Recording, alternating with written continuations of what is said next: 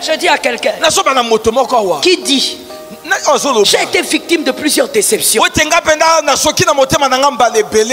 pas vu la grâce? Tu as une âme.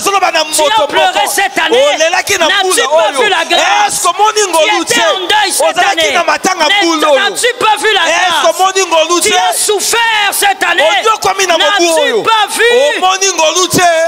Parle à quelqu'un qui depuis janvier a vu les portes se fermer. N'as-tu pas vu la grâce?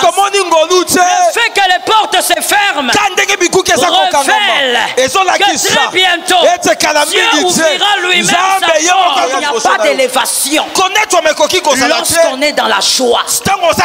L'élévation arrive lorsque personne ne comprend pourquoi depuis que tu es chrétien tu n'as qu'un seul pantalon, tu n'as qu'un seul pagne. C'est là que la grâce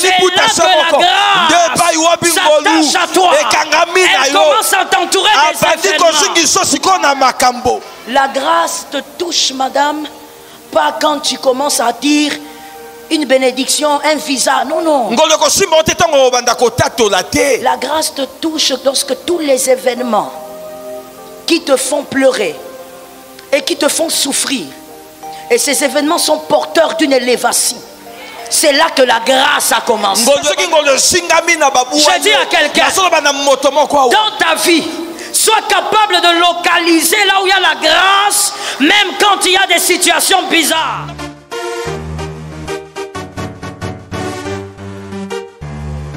Shalom bien-aimé dans le Seigneur Jésus-Christ.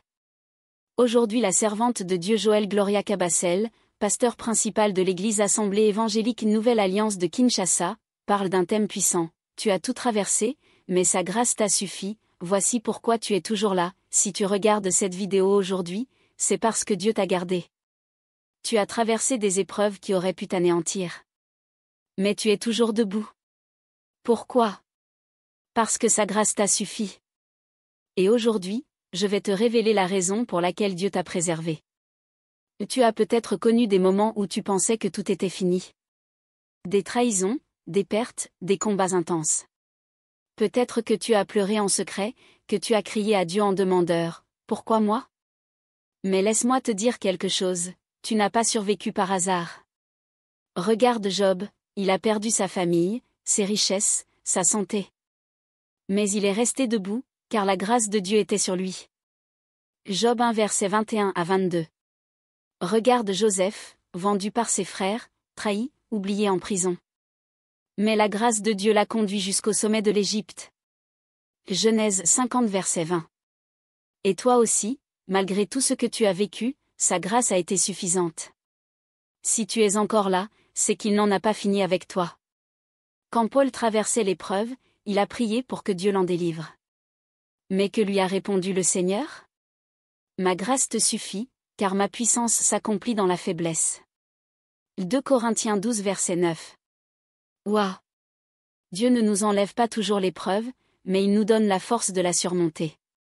C'est sa grâce qui t'a soutenu quand tu ne savais plus comment avancer. C'est sa grâce qui t'a relevé quand tu étais à terre. C'est sa grâce qui t'a protégé là où d'autres ont chuté. Écoute bien ceci, si tu es encore vivant aujourd'hui, c'est que Dieu a un plan pour toi. Il ne t'a pas gardé juste pour survivre, il t'a gardé pour accomplir une mission.